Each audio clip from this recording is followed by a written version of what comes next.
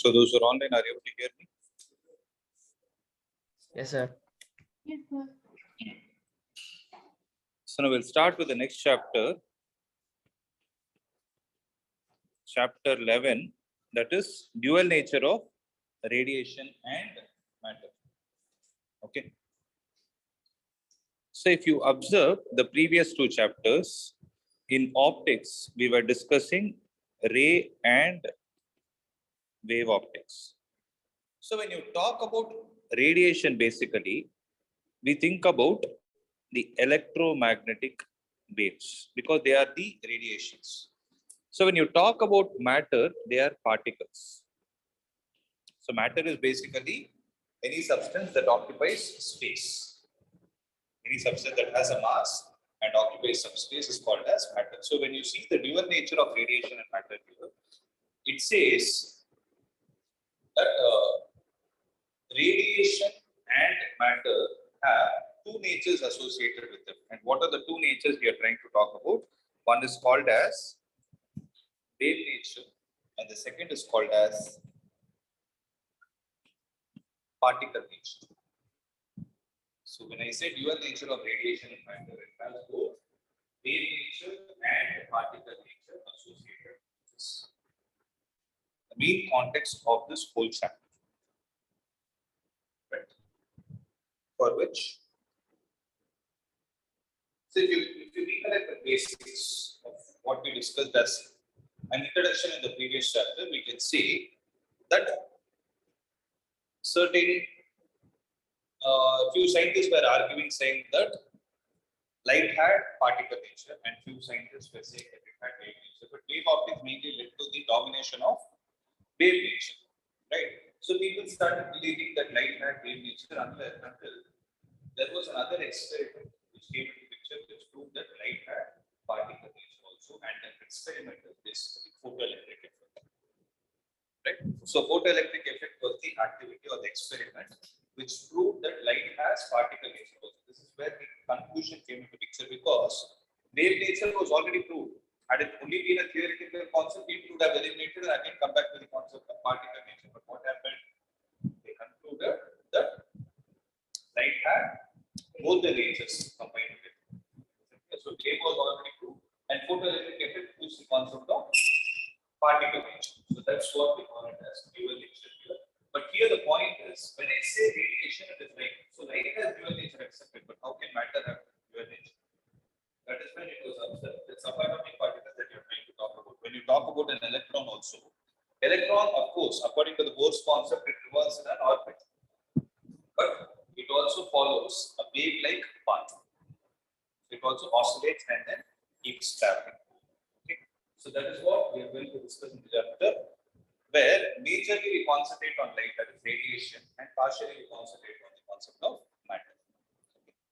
So before we discuss the concept of wave nature, photoelectric effect, the first point that we are supposed to know is photoelectric effect is a phenomenon that is observed only in the case of metals.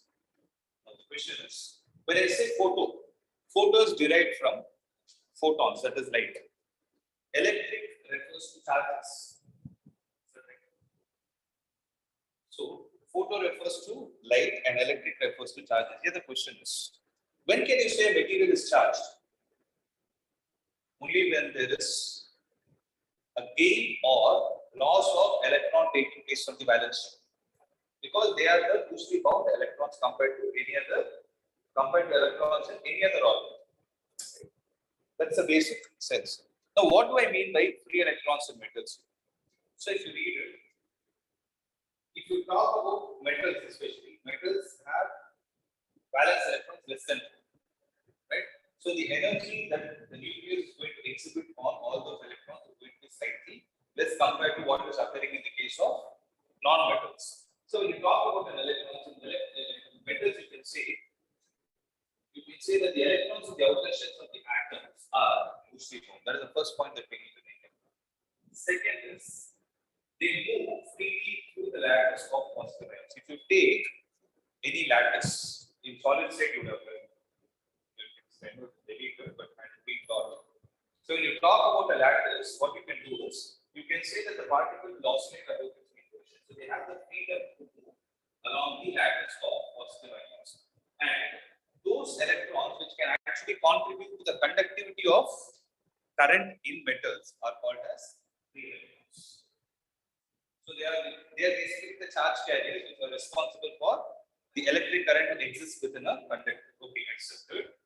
Now, what about the free electrons? So free electrons, the question is, I'm saying that they are having the freedom to move in the lattice of positive ion, but the question is it going to be out of the atom? No. These free electrons, though they have the freedom to move, they are still confined to whom? They are still confined to the atom, holding an electrostatic force to exist between the nucleus and the electron cells. Right? And they cannot leave the surface generally at ordinary temperature. You need to give slightly greater temperature for the electrons to leave the material, which is called as thermal emission.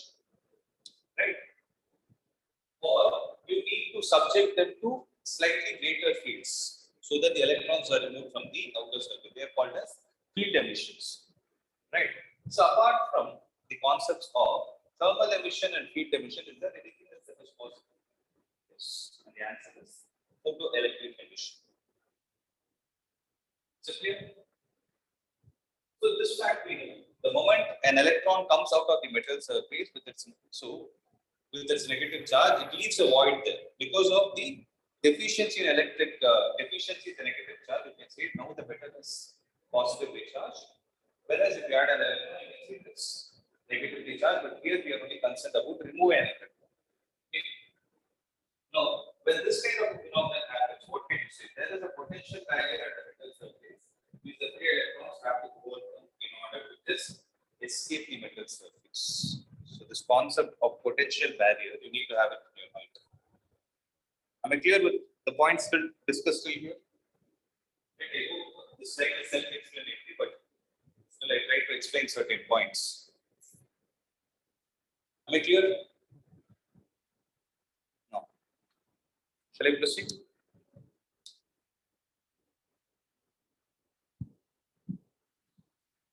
Now we'll give a proper, okay, actually, just the same thing.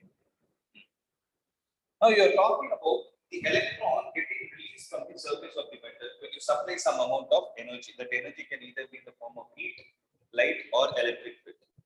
Right? Now, that energy that you're trying to talk about has to get associated with another technical term called as work function.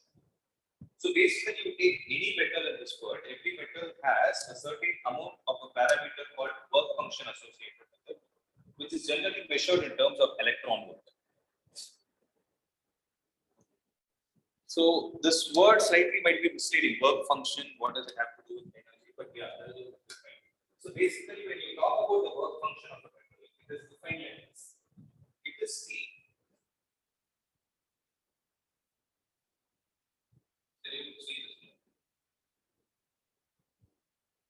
It is the minimum energy that is required. So minimum energy that we need to supply the electron so that it jumps out of the metal surface.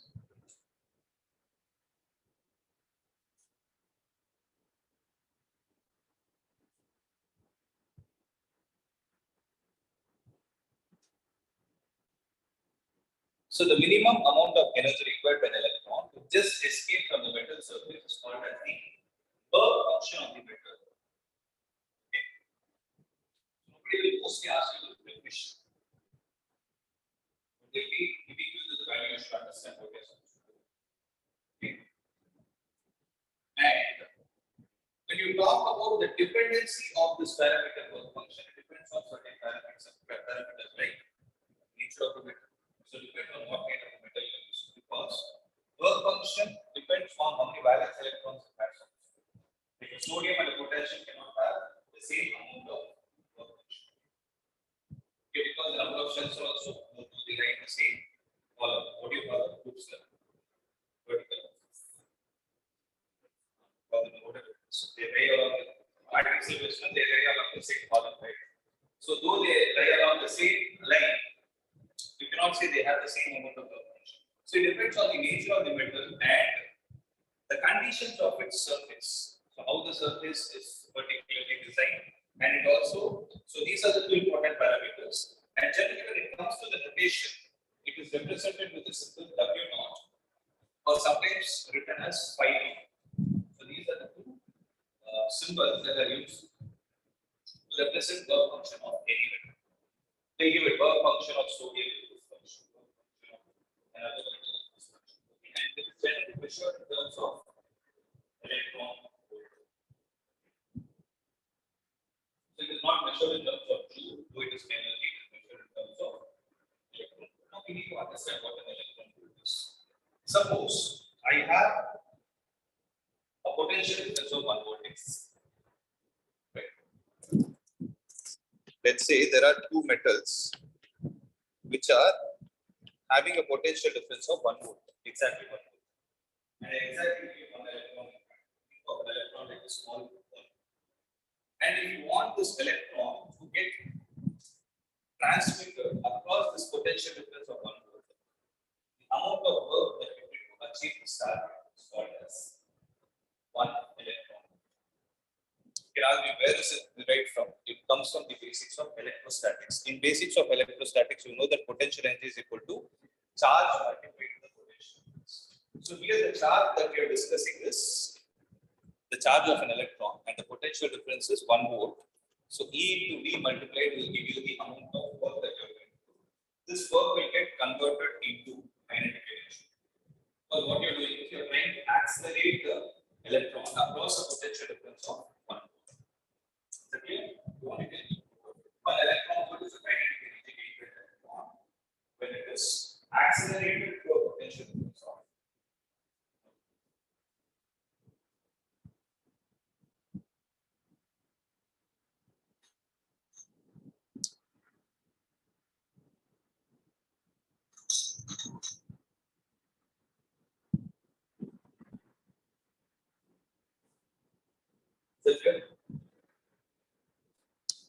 Next point is 1 electron volt constitutes how many joules? So when you talk about 1 electron volt, what is the charge of an electron? It is 1.602 into 10 power minus 22, and you are accelerating it at 1 volt.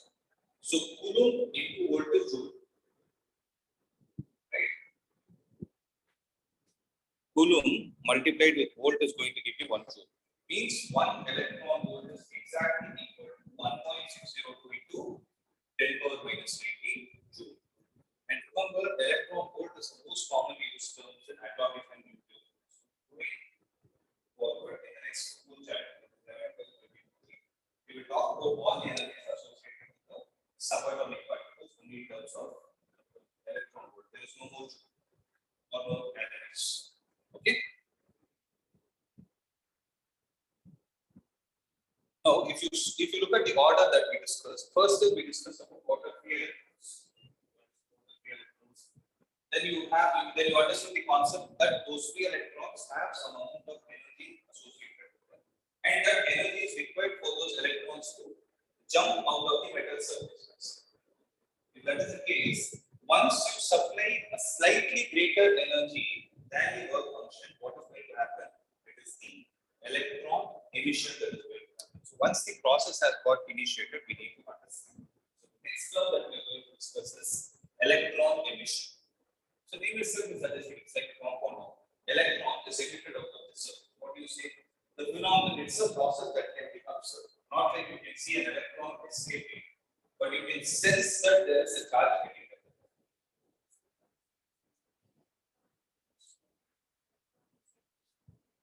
Electron excitation happens with the reactor. It is like escape velocity. Electron emission is like escape velocity. You give certain velocity to the particle so that it escapes the gravitation of the Earth. So here, what does it escape? It escapes the nuclear cool of the nucleus.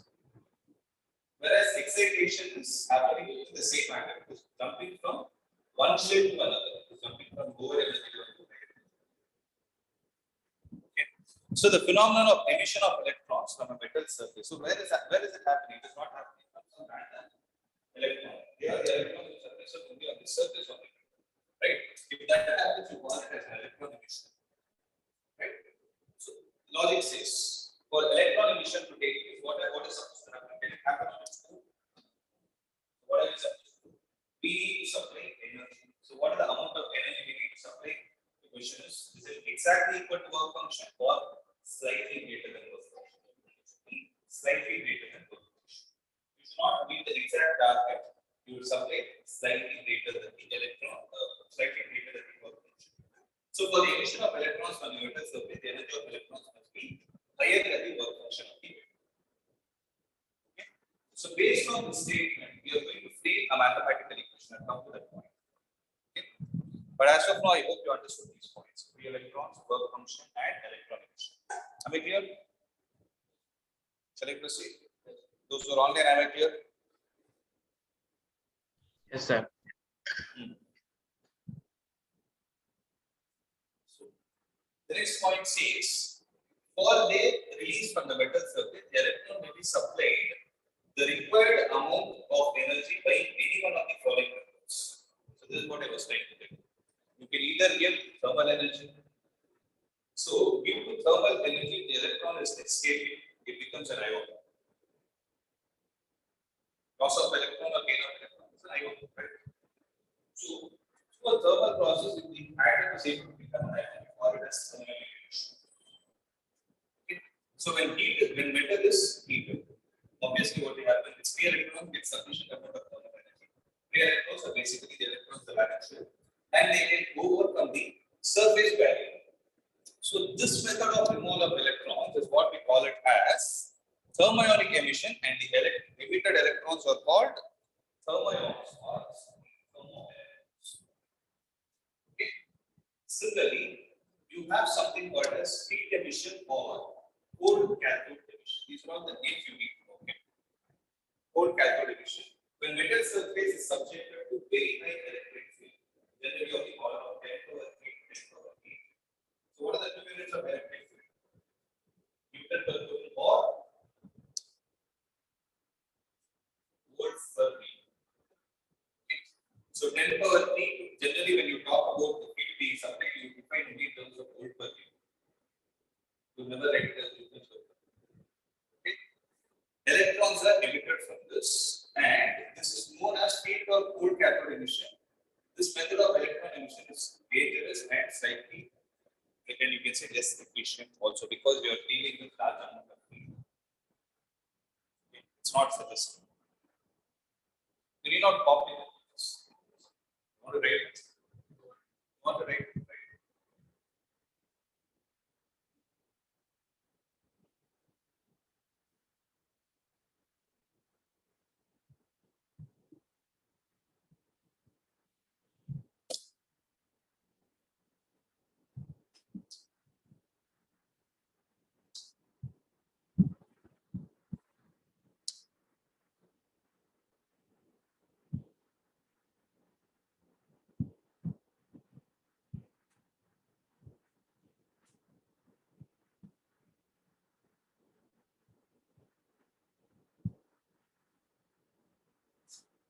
So let me see.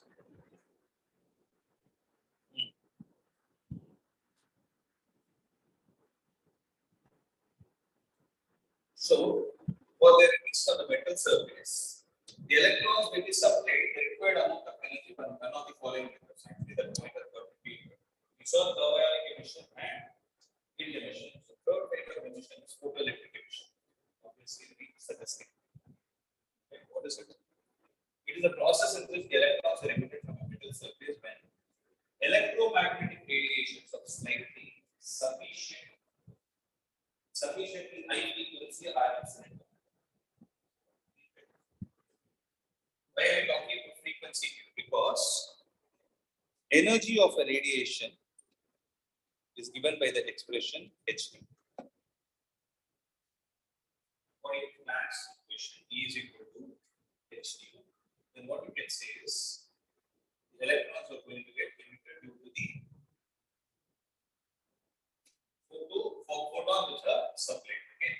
And the emitted electrons are called as photoelectron. But generally, what happens is the rate of emission is because the energy supplied by the photons will not be highly sufficient that you have multiple electrons escaping over the surface. Okay. And the last one is called as secondary emission. So what is secondary emission? When fast moving electrons strike a metal surface, they transfer some of their energy to the free electrons of the metal. Means with the help of electrons itself, you are moving the electrons to the process of collisions. This kind of process we call it as a secondary emission. As a result, the energy of the free electron becomes more than the work function of the metal and they get rejected from the metal surface. And the emitted electrons are called as secondary electron, and this method of removal of electrons is called as secondary emission. Is it clear?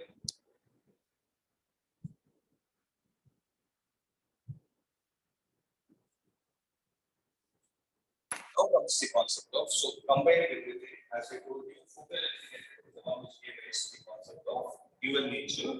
So here we are going to discuss about photoelectric effect and photoelectric effect. See, we already discussed the light of suitable frequency illuminates, means it falls on a metal surface. What happens? Electrons are emitted from the metal surface, and this phenomenon is called as photoelectric.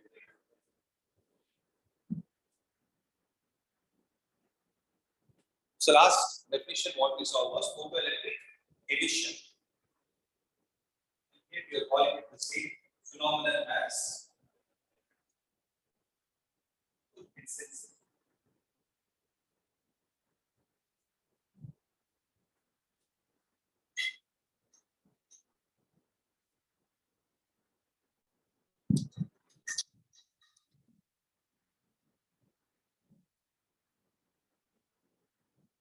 Shall I proceed?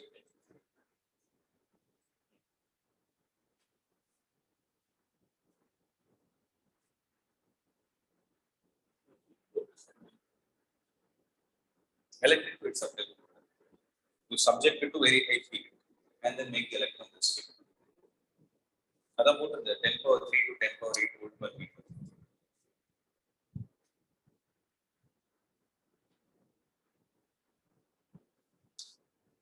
Okay. So first thing is, even before Einstein observed the concept of photoelectric effect, it was first observed by scientific person. Okay. So he was the one who observed when he was trying to do some other experiment was accidentally discovered. So most of the activities are like that. So the phenomenon of photoelectric effect was discovered. So he was the first person to do it in the year 1887. So what was he actually trying to do? While demonstrating the existence of electromagnetic waves. He was trying to demonstrate that electromagnetic waves are existing. Then what he found was high voltage sparks when they were passed upon the metal electrodes of the detector. So listen, Hertz found that high voltage sparks are passed upon the metal electrodes of the detector more easily when the cathode was illuminated with ultraviolet light. So there was something called as so from the carbon what was illuminated ultraviolet radiations. They have a certain frequency associated. So when you talk about ultraviolet radiations, right? When those ultraviolet radiations were made to fall on the detector, so what happened? You to pass high voltage sparks through the place. Okay, that is what he observed. Okay. So what exactly did ultraviolet light do? So the ultraviolet light that fell on the metal surface caused the emission of negatively charged particles. They caused the emission of negatively charged particles. At that point, they didn't know the name. Now we call them as electrons, right? Into the surrounding space, and they enhance this high voltage sparks. Okay. So later, there were two other scientists. So during the year 1886, so 1886 to 1902, what happened? Horvath and Leonard, they investigated these. They tried to perform the experimental aspects of observing how this photoelectric emission as a concept can be absorbed. For which they created a small sector. Since the discovery happened with the help of ultraviolet radiations by Hertz, so what they did, they took the zinc plate, and the zinc plate was connected to an electroscope. Basically, an electroscope consists of two leaves. have two leaves, right? The blue color ones. Now, when all was connected, see, the explanation is very simple. You have the zinc plate.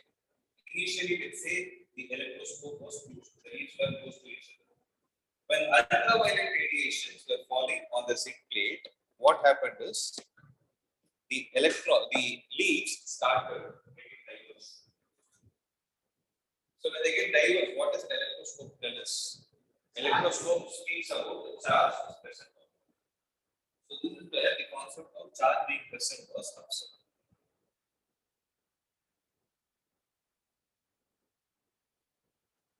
So there are two things that they did. First is they made the zinc plate get negatively charged in the sense excess amount of electrons were given. And well, the negatively charged zinc plate was eliminated with this ultraviolet radiation. It was observed that it became neutral. And secondly, what happened? If it was already positively charged, it became positively charged, it was initially charged. And if it was initially positively charged, it became more positive. So in all the three cases, what is getting proved? That electrons are lost. What is the story? Initially, it was negatively charged. So negatively charged plate started behaving neutral. When did that happen? When the electron is lost. Positively charged plate started behaving more positive. Electron loss. Neutral one started behaving positively charged. Again, electron is lost. Is that clear?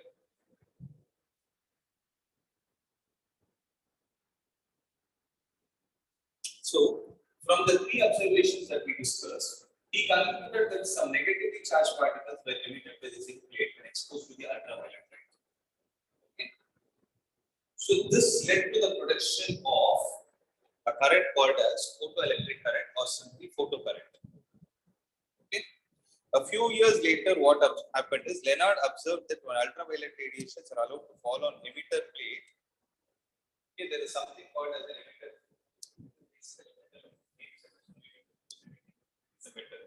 So when it falls on an emitter plate of an evacuated glass tube, it goes into electrons. So this is, so you're able to see it here on the same diagram.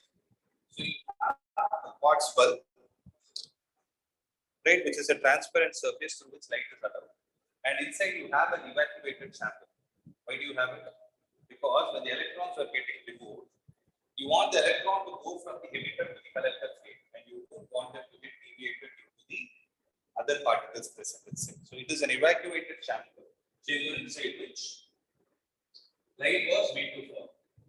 Okay, and there is a battery connector, and the battery is connected along with which there is a microammeter also connected.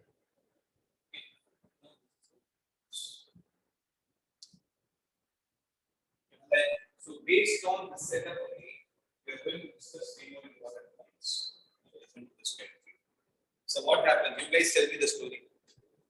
Ultraviolet light is falling on C. C is cathode. Okay. From there, what is happening? Electrons are getting removed, and the removed electrons, where do they get collected? They get collected on the anode, that is the collector plate.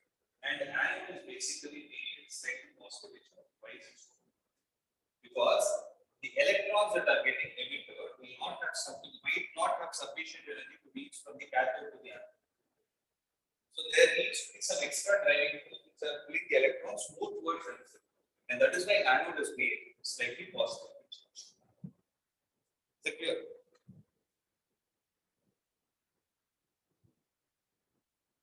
So one thing that you can observe, you can guess what would have happened in the observation.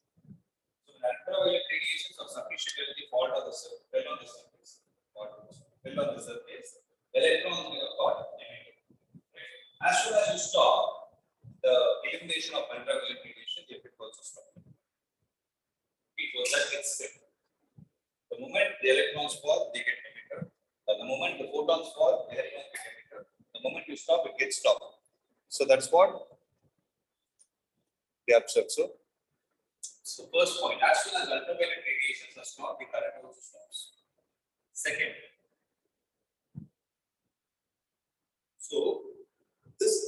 Hertz did not perform this experiment. Hertz was actually not performing this activity. He was doing something else. This was only observed, right? Whereas in this observation, what I able to conclude? That ultraviolet radiations incident on the emitter plate C eject out same negatively charged particles from it. Those negatively charged particles are obviously electrons, right? And where do these electrons go? So when can you say current is constituted by the circuit? Only when the electrons go here and they complete a loop. Right? What do you mean by current? When can you say current is there? Only when the electrons are moving in a continuous loop. Right? The emitter plate ejects out the same negatively charged particles from it. Right? So these particles are attracted by the collector plate A and they set up a current through the evacuated glass tube. Is it happening or not? Yes. So later it was discovered by J.J. Thomson. Electrons were discovered by Thomson. So in Thomson in 1897, it was established that these particles are indeed electrons and were called as photoelectrons. So Hertz performed it in 1887. 10 years later, what happened? It was found that these negatively charged particles were electrons. In 1900, what happened? Leonard argued that when ultraviolet light is incident on the emitter plate, it causes the emission of electrons from the surface, and these electrons are attracted by the positive collector plate so that the circuit is complete and current flows. Purida. Simple.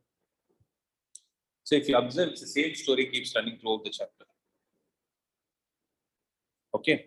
And what is the name of this current? It's called as photoelectric current. And Hallward and Leonard also observed that when the frequency of incident light was less than the certain minimum value, what is that value called as? It's called as threshold frequency. So what is threshold frequency? It is a minimum. It is a minimum frequency which is required for the electrons to get ejected from the metal surface. So if the energy or if the frequency was less than the threshold frequency, it was observed that no photoelectrons were emitted.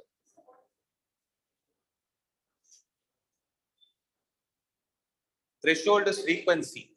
It's not threshold energy. Threshold frequency, work function is energy.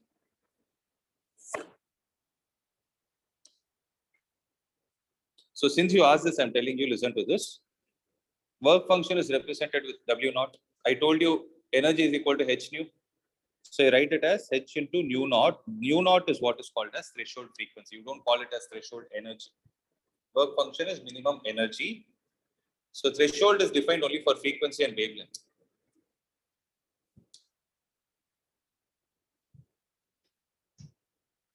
The threshold frequency is the minimum frequency.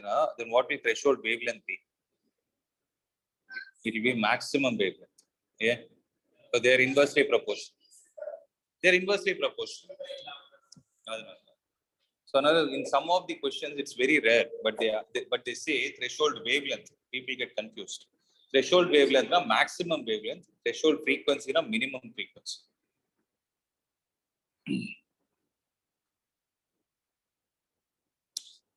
The phenomenon of emission of electron from the metal surface when electromagnetic radiations of sufficiently high energy is incident on it is called as the photoelectric effect. And the electrons that are getting generated are called as photoelectrons. So different substances emit photoelectrons only when exposed to radiations of different frequencies. So when I talk about alkali metals like lithium, sodium, potassium, cesium, rubidium are highly photosensitive because they have only one valence electron. Right? So they emit electrons even with the visible light. Metals like zinc, cadmium, magnesium, aluminum, etc. respond only to ultraviolet rays. X-rays can eject electrons from X-rays can be used to eject electrons even from heavy metals. Puriyada?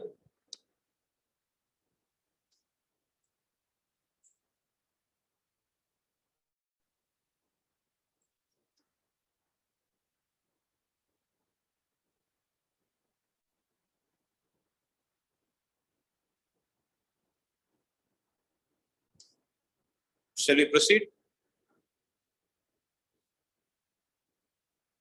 Yes, sir. Yeah. So when you talk about the experimental study of photoelectric effect, okay, means if you have an experimental setup in this way, what you have an evacuated glass tube, right? You have an evacuated glass tube. You have a quartz window through which the energy, the light from source is made to fall on the collector plate. Okay, that is a photosensitive plate, and you have a collector plate, right? So as soon as the light with sufficient amount of energy is falling on the collector plate, electrons are emitted, right? And if you look at the simplest circuit that is possible, right, it is actually connected to whom? It is actually connected to a battery only. And you're using only a potential divider so that you can change the value of potential during the process. Okay. Is that clear?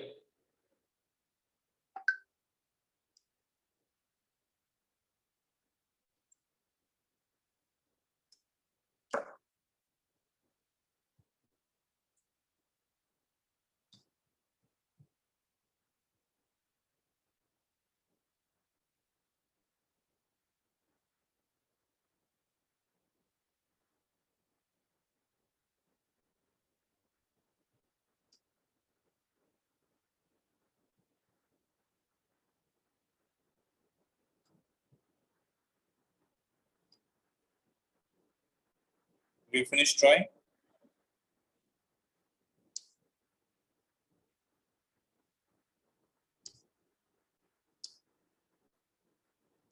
So listen.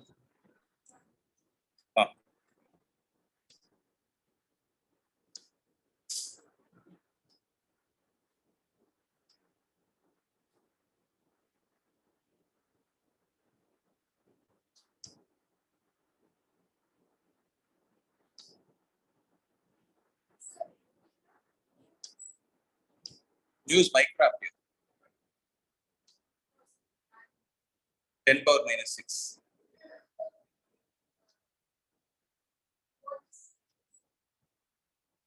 Where are you asking? In general, mu, what is it? Where, give me a context, I didn't get your question. What are you asking mu of? This mu only, no? It's a Greek letter, that's it. Like how you have alpha, beta, gamma, delta, it's a Greek letter. See, it's very, actually, people say that M, U combined is mu. That's what they say. I don't know if it is a method to remember or if it is truth, I don't know. See, like how you have, what is this actually? A pair on the W, double U. ரெண்டு U போடுறல்ல அதனால தான் அது பேர் W. So like that they say mu is M and U combined.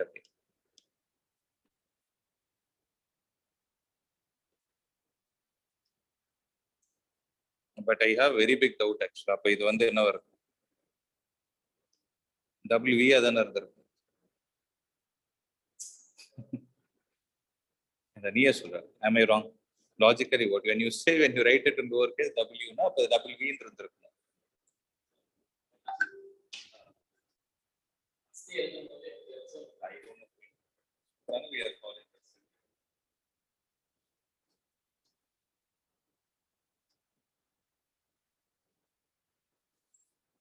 Right, I hope the diagram is over. So this experimental study is the most important part of the chapter.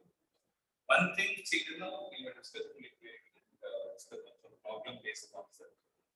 So this experimental study will help us understand how different parameters can affect the concept of photoelectric effect and inter-interview photoelectric effect.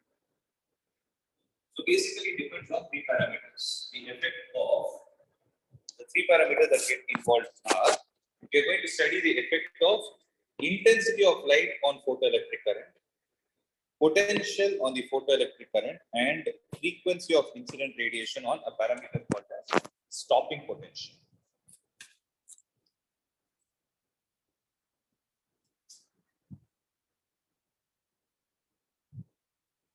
So this experimental setup, I hope you guys understand. Basically, why do you have an evacuated glass tube? I already told you, because the electrons that are getting emitted should not collide with any other particles. That is evacuated now, it's vacuum, so you don't have any other particles. So you don't want these electrons to get collided with any other particles. That's why you try to suck everything that is present inside. So it is becoming an evacuated chamber. Okay. So the first effect that we are going to discuss is effects of intensity of light and photoelectric current. Means if we allow radiation, so there are three parameters taken into consideration. One is intensity, it is not current, it is intensity.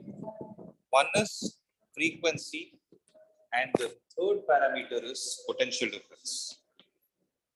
Right? So if you want intensity of the light to be changed throughout the experimental process, you need to keep the other two parameters constant. Means you need to keep the frequency constant and the potential difference across the cathode and the anode to be a constant. So that's why the statement starts like this. If we allow radiations of fixed frequency, what do you mean by fixed frequency here? Means if you are using a red light, use only red light.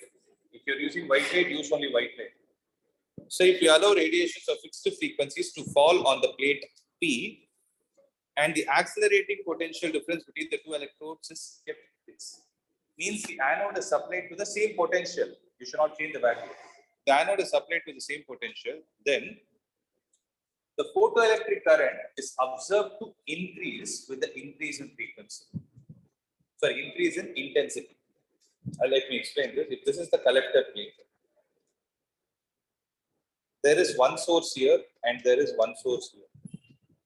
First position, second position. Tell me in which position is the intensity more.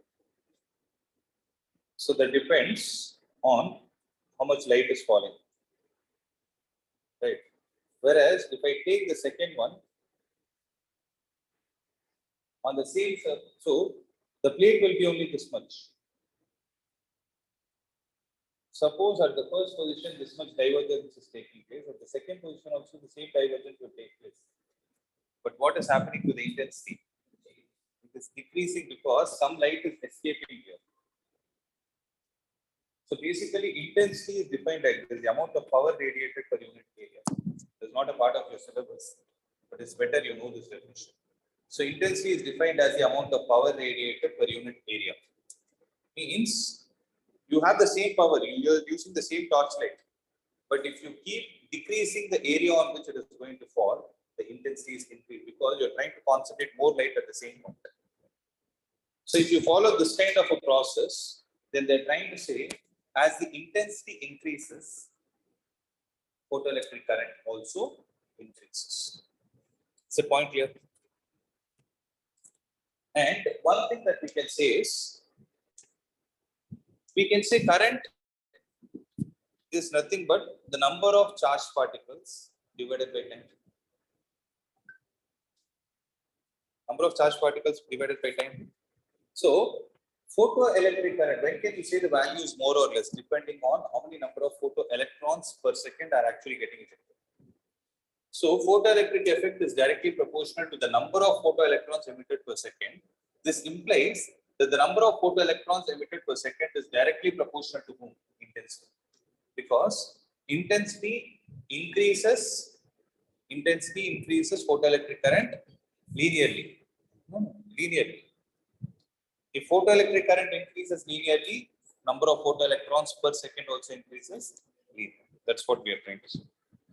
So when you try to plot the graph looks something like this. On the y-axis, you have photoelectric current.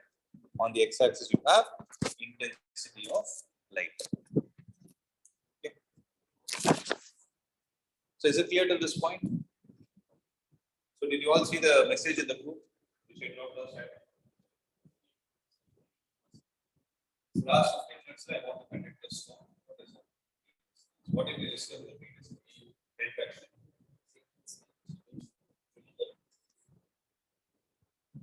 5 minutes, 10 minutes.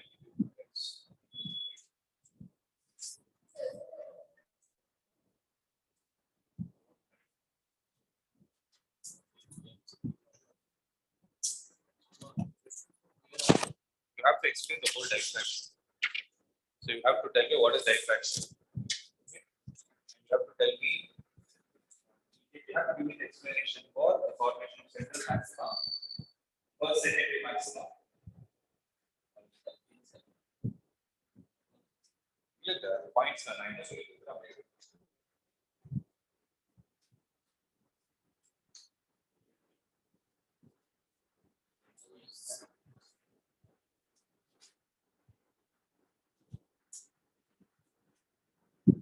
So I'll give you 5 minutes time. Those are online. I hope you're able to hear.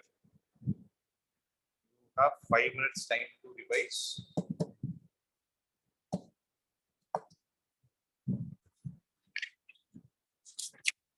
And the next 15 minutes, you're going to write diffraction.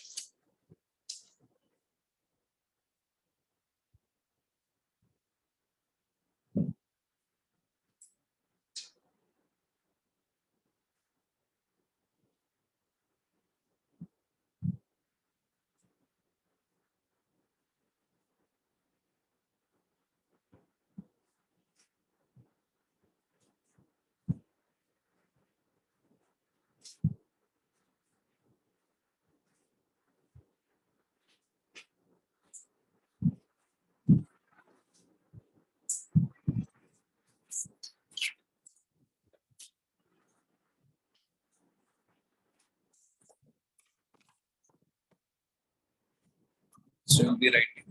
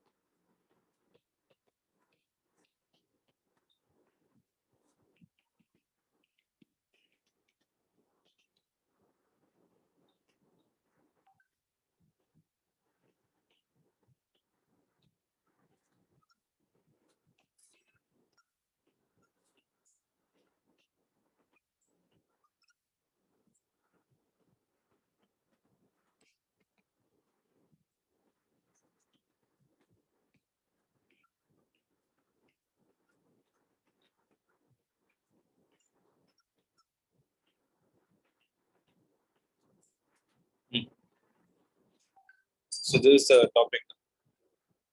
So definition of diffraction, you need to give me the explanation for or condition, the mathematical condition for central maximum, and the explanation for first, second, and you can generalize it for nth minima. Similarly, first secondary, second secondary, and nth secondary maxima. It's not minima, maxima. And the relation between, what is the relation between the width of central maxima and other maxima? Central maxima is 2 times any other maxima. You need to show the derivation. It's only 2 steps. Okay. These are all the points. So what is the time now? 7:58. Start writing by 8.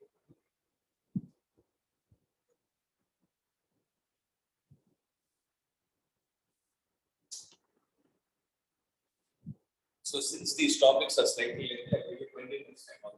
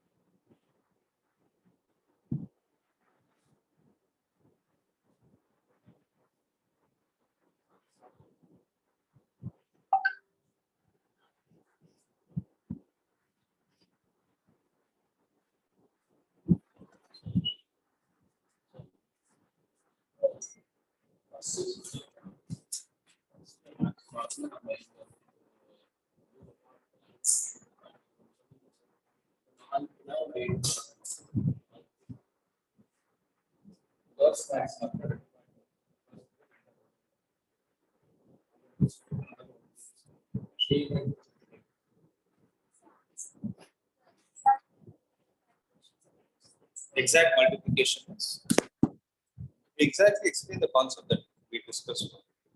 Put it in words and give it to me. That's fine.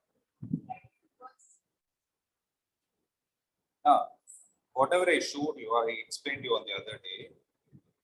Put it as an explanation and give it to me. See, you know that a by 2 is equal to n lambda by 2, all those things. No? How did you get that? And why exactly? Like you need to mention breaking it into two slits.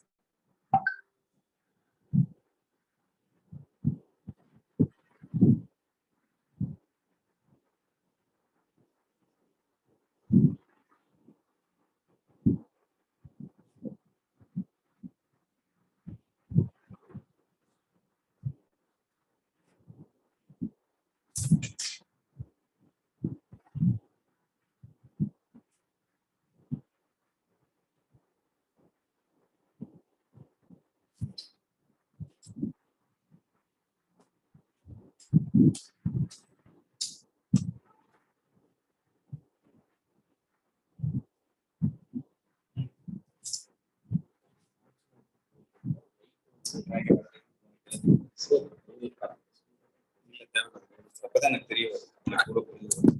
இப்பதான் சொல்லிட்டு அது எழுத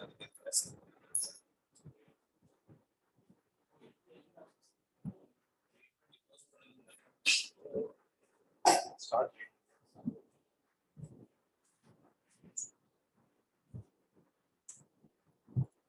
Did you write down these topics? Those are online. Did you write down the questions? Yes, sir. Okay. So because I have to log out from this device. I'm closing this. Okay.